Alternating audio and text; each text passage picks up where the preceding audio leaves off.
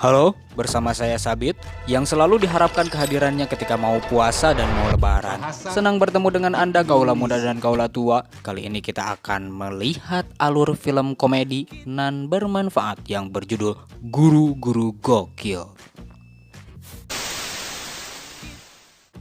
Film ini menceritakan tentang seorang anak yang bangkar warah atau tidak bisa diatur yang bernama Taat. Taat pribadi nama lengkapnya. Walaupun namanya Taat, tapi dia tidak pernah taat-taat kepada orang tuanya. Pak Pur adalah bapaknya Taat, dan Pak Pur merupakan seorang guru senior di SMA Gunung Asri, yang mana Pak Pur merupakan guru yang paling disukai oleh murid-muridnya. Tapi bahasa kita kan adalah bahasa Indonesia. Ketika Taat sudah dewasa, Taat memutuskan untuk merantau nan jauh di sana. Karena Taat tak ingin tinggal bersama orang tuanya di kampung. Dan Taat juga tak ingin kembali lagi ke sekolah untuk bekerja karena sejatinya Taat tidak suka dengan guru. Entah mengapa, ya mungkin karena sikap bapaknya yang seperti itu.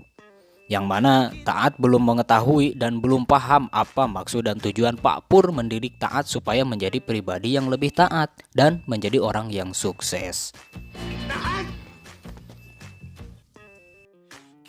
Di kota dia mulai mengadukan nasibnya, apapun pekerjaannya, yang penting menghasilkan uang, bukan apapun makanannya, minumnya, etawela. Dari mulai menjadi MC, cuci piring di warteg, hingga menjadi pesulap abal-abal jalanan. Tapi ternyata keberuntungan itu bukan buat semua orang. Karena dia tidak punya restu dan izin dari orang tua, apapun yang Taat lakukan dia tidak pernah berhasil. Karena pepatah mengatakan, indung nungandung bapak anu ngayuga. Selain harus pulang. Karena di kota merasa gagal, Taat akhirnya memutuskan untuk pulang ke kampung halamannya. Seperti yang Taat duga, ia tidak disambut baik oleh orang tuanya. Karena sudah 10 kali lebaran tak pulang-pulang. Ada yang bisa dibantu? Kayak Bang Toib aja ini Taat. Lebih parah bahkan dari Bang Toib. Sudah 10 lebaran kali nggak pulang-pulang. Pada malam harinya, ia melamun bagaimana caranya untuk mendapatkan uang. Saat melihat handphone, ia terinspirasi untuk menghasilkan uang dari internet. Hai guys.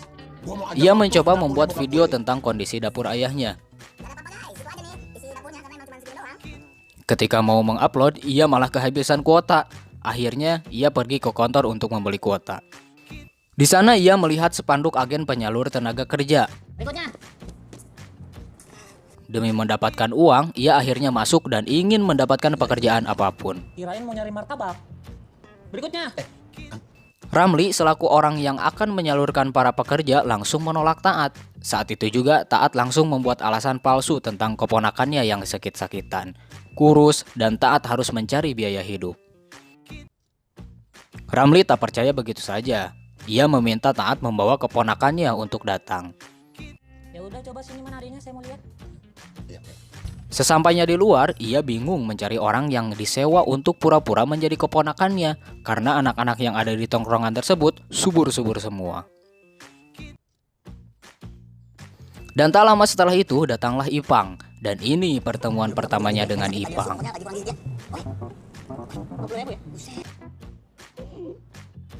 Ketika sesampainya di dalam, akting mereka berdua pun sangatlah baik. Namun tiba-tiba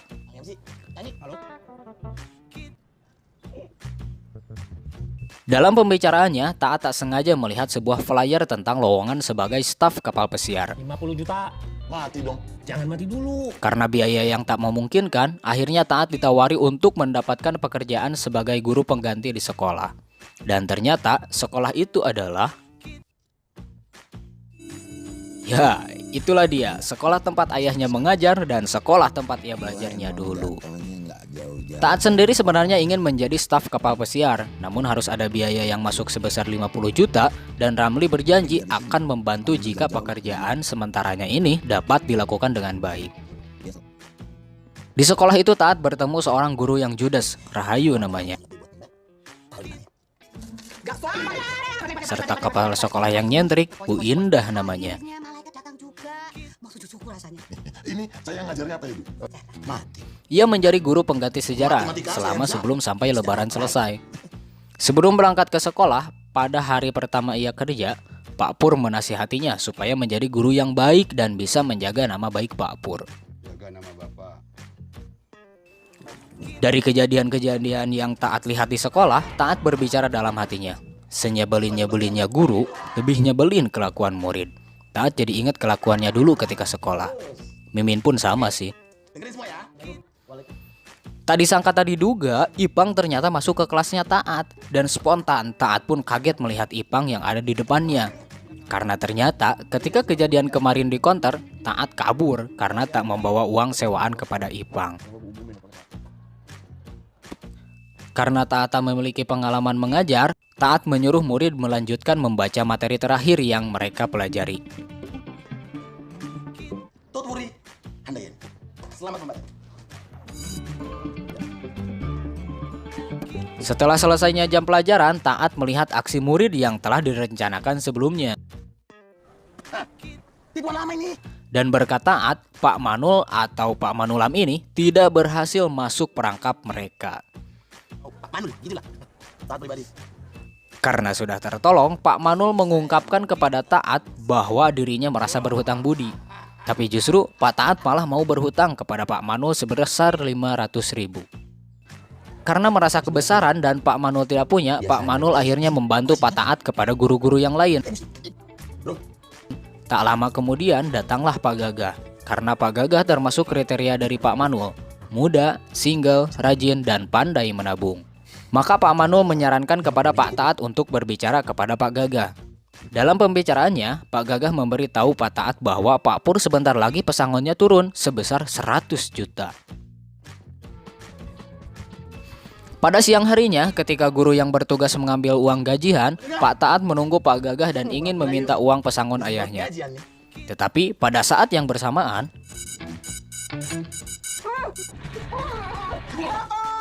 ya, ternyata mereka adalah guru-guru palsu yang merampok Burahayu yang akan meletakkan uang gaji para guru. Pak Gagah dan Pak Taat mengejar perampok itu, namun gagal. Bahkan Pak Gagah ikut cedera. Akhirnya tinggal Pak Taat sendirian yang habis-habisan baku hantam dengan perampok itu. Karena Pak Taat tak segagah Pak Gagah, akhirnya tas yang berisi uang gaji dan pesangon para guru yang berjumlah ratusan juta berhasil dibawa para perampok. Hasil dari baku hantam tadi menghasilkan Pak Gagah dibengker kepalanya. Dan di sini ada beberapa polisi untuk mengusut kasus tersebut. Kemudian scene berpindah kepada kumpulan guru-guru dan para komite sekolah. Bu Indah menyampaikan maafnya terhadap insiden ini, termasuk kepada Pak Pur, Bu Nir yang mau melahirkan, Pak Manul yang mau pulang kampung, dan guru-guru yang lainnya. Namun, di sini Pak Taat memberikan semangat kembali kepada mereka bahwa mereka harus berpikiran positif, uangnya pasti akan kembali lagi.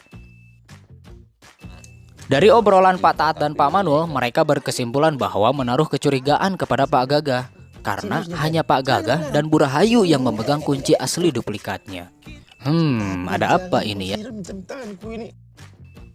Kemudian pada keesokan harinya, Pak Taat menjenguk Pak Gagah bersama Burahayu sambil mencari informasi yang benar bagaimana jadinya. Ketika Burahayu mengambilkan air minum, Pak Taat mulai melakukan aksinya. Ternyata Pak Gagah telah menuliskan surat keterangan pengunduran dirinya sebagai guru. Namun Burahayu dengan tegas menolaknya. Ketika mengambil berkas yang dibuang, ternyata yang ditemukan adalah gambar tato para preman yang mencuri uang tersebut. Pak Gagah di rumahnya menggambar tato yang ia lihat ketika baku hantam dengan preman kemarin. Udah mau mancing? Mau buka puasa di rumah saya? Mau. Sesampainya di rumah Burahayu, Taat kembali dikagetkan dan ternyata Siapin makanan yuk. Kita buka puasa. Ipang adalah adiknya Burahayu. Lu ngapain di sini? Lu ngapain di sini? Ini rumah gua. Jadi lu Ketika mereka berbuka puasa, Pak Taat mulai membuka pembicaraan dengan mempertanyakan kisah hidup Burahayu dan juga adiknya. Awalnya Bu Rahayu tidak mau, namun karena terus dipancing oleh Pak Taat, akhirnya Bu Rahayu mencurhatkan semuanya kepada Pak Taat. Bu Rahayu berprasangka Pak Taat itu ikut iba dan simpati, padahal ternyata Pak Taat padahal dijahili oleh Ipang. Karena merasa curhatannya didengarkan dan penuh simpati, Bu Rahayu pun berterima kasih dan timbul rasa canggung di benak Bu Rahayu.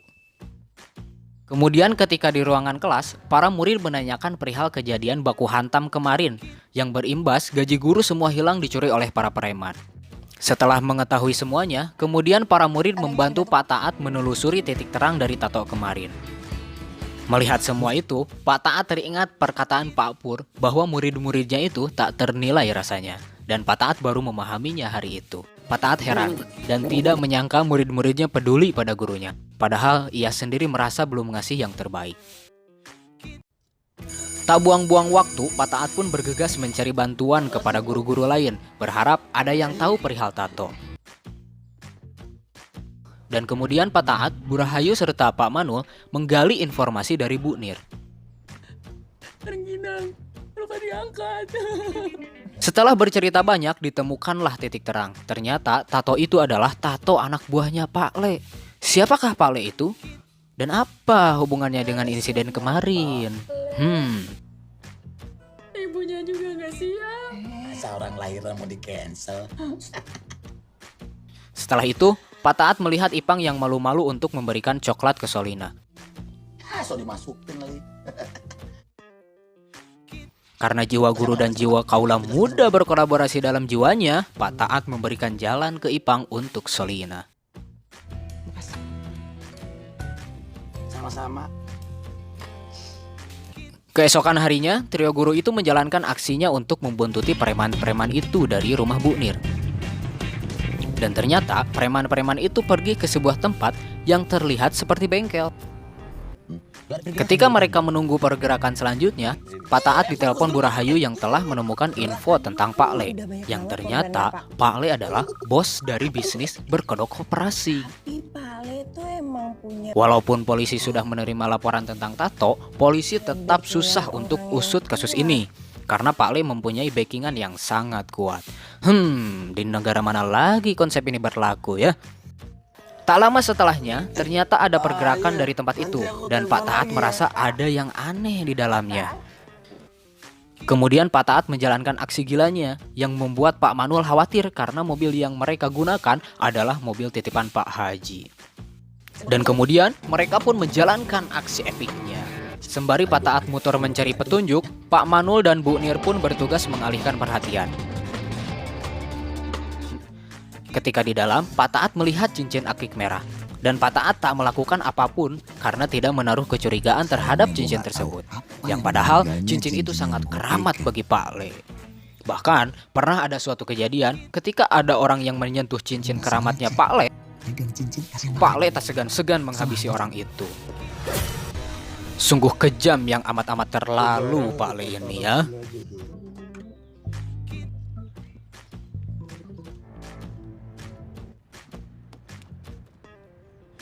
Tak lama setelah itu, mereka pun berhasil melarikan diri. Pak Manul dan Bu Nir tak mau ikut beraksi lagi karena merasa membahayakan. Terkecuali kalau Bu Rahayu diikut sertakan pada aksi mereka. Karena kalau Bu Rahayu ikut mengurusi apapun, pasti selalu berjalan dengan lancar. Scene berpindah ke ruangan perpustakaan di mana saat itu mereka dihampiri Bu Indah. Karena ada masalah dari orang tua Solina yang penasaran anaknya diajarkan apa oleh guru sejarahnya.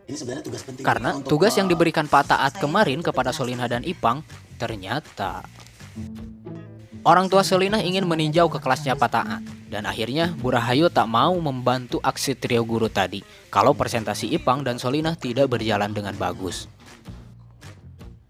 Akhirnya Pak Taat serius belajar untuk cara mengajar yang baik. Setelah melihat berbagai gaya mengajar guru-guru lain, Pak Taat tetap dalam pendiriannya bahwa Pak Taat memiliki gaya ngajar sendiri. Kun anta ini. Siapa yang menandatangani proklamasi? Bukan saya, Pak. Siapa saya? Tibalah saat hari di mana Ipang dan Solina presentasi, dan ternyata mereka menyajikan presentasinya dengan baik, yang menjadikan guru-guru dan orang tua Solina bangga. Sebelumnya, saya mohon maaf apabila ada yang kurang berkenan. Petuah dari Bapak kita. Di akhir presentasi, Ipang menyambut hangat Pak Taat yang telah mengajarkan arti sejarah yang sesungguhnya. Maka saya akan kugoncang dia. Mau bantuin kita? Dan akhirnya, Bu Rahayu bersedia membantu aksi trio guru itu. Mereka pun menyiapkan siasat dan strategi yang baik. Kita mempersiapkan. Walaupun disibukkan dengan rencana aksi, akan tetapi mereka tetap menjalankan tugas pokok dan fungsinya mengajar sebagai guru yang profesional. Hade. Tibalah saatnya mereka menjalankan aksi, tentu dengan nama samaran. Langkah pertama, Pak Manul yang mengalihkan perhatian.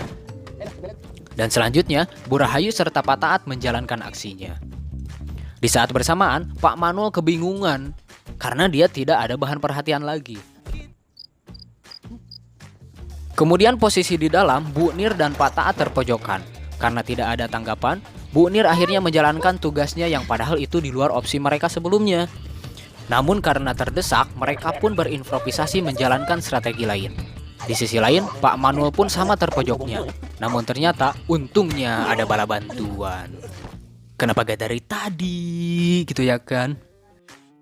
Setelah terbebas, Pak Manul pun sama berimprovisasi untuk menjalankan strategi bersama Bu Nir untuk mengalihkan perhatian preman itu. Wow, the power of mak-mak yang selalu benar menjadikan preman sangar sekalipun menyerah dibuatnya. Dan aksi pun berhasil dengan epik walau ada perubahan opsi mendadak.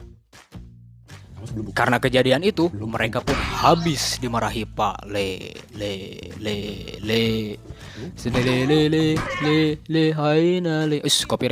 Copyright. Scene berpindah pada keesokan harinya di mana guru-guru menghitung jumlah uang yang berhasil mereka ambil dari pencuri. Dan ternyata yang harusnya berjumlah 540 juta ternyata jumlahnya 1 miliar. Supaya aman, mereka pun menyimpan uangnya dan tidak melapor ke polisi karena takut dicurigai balik sebagai maling. Karena sudah ditagih oleh Ramli terkait biaya untuk menjadi staf kapal pesiar, Pak Taat memberanikan diri mengambil hak Pak Taat dan Pak Pur tanpa berbicara terlebih dahulu. Dan akhirnya, Bu Rahayu pun menelpon polisi. Bukan tugas saya nak paling.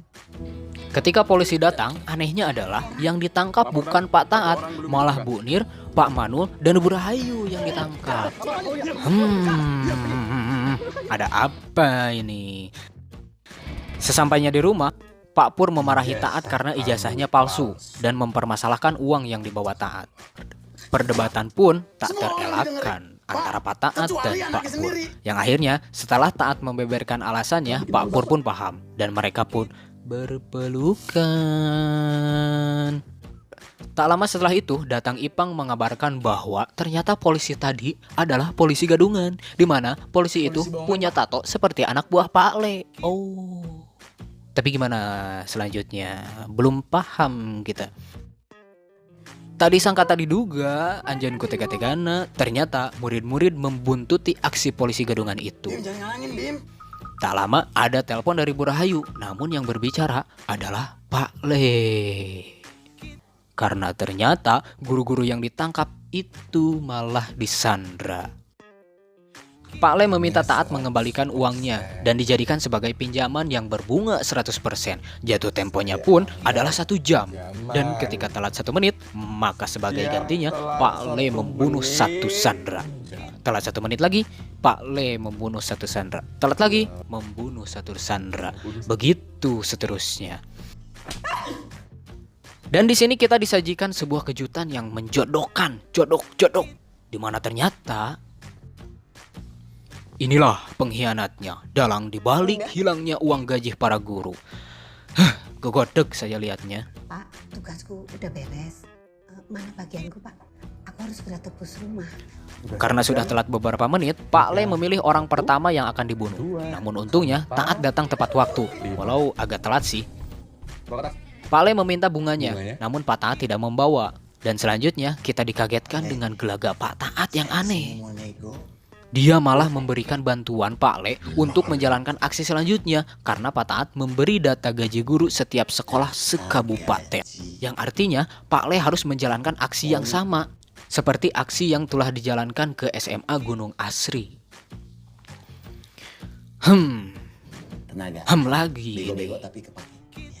Merasa ada di pihaknya, Pak Le meminta saran ke Pak Taat terkait guru Sandra ini harus diapakan. Dan Pak Taat menjawab, jangan diapa-apakan. Sekap mereka di sini. Bakar gedungnya dan jangan ada yang jadi saksi. Sungguh Herman saya melihatnya. Karena cincinnya yang sangat keramat, inilah yang terjadi.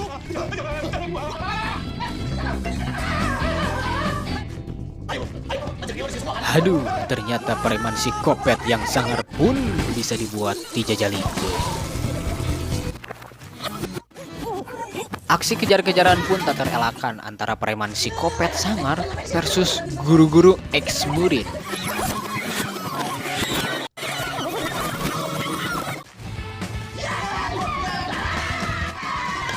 Di luar sana mereka dilihatkan pemandangan yang Di luar sana mereka dilihatkan pemandangan yang menegangkan. Karena ternyata tanpa mereka sadari, uang miliaran itu diambil oleh Bu Indah.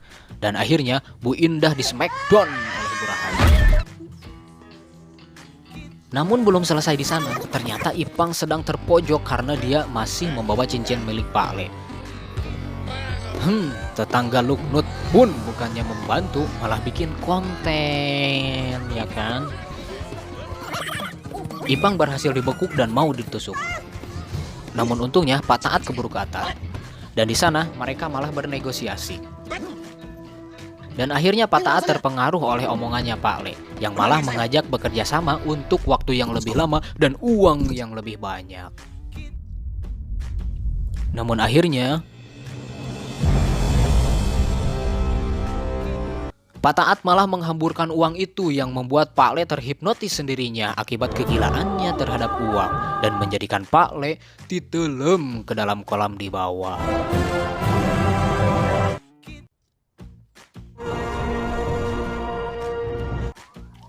Setelah itu datanglah polisi karena bantuan Pak Pur yang menelpon atasan polisi untuk mengurusi kasus tersebut. Akhirnya tiba saatnya Pak Pur purna bakti dan melakukan upacara perpisahan. Di saat yang sama, Pak Taat datang untuk sama berpamitan karena mau berlayar menjadi staf kapal pesiar sesuai cita-cita sebelumnya.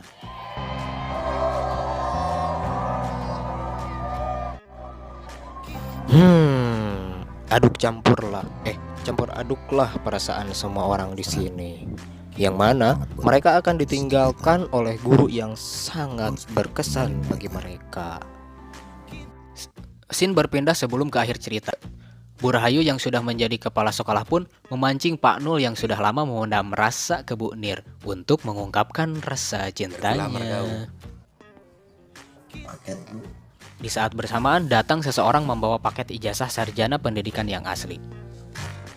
Dan ternyata Pak Taat kembali ke sekolah setelah sekian lama. Buat semua orang itu emang beda-beda. Happy ending. Dan di sini kita diberikan kata-kata dari Pak Taat yang sudah benar-benar taat. Ternyata keberhasilan semua orang itu berbeda-beda.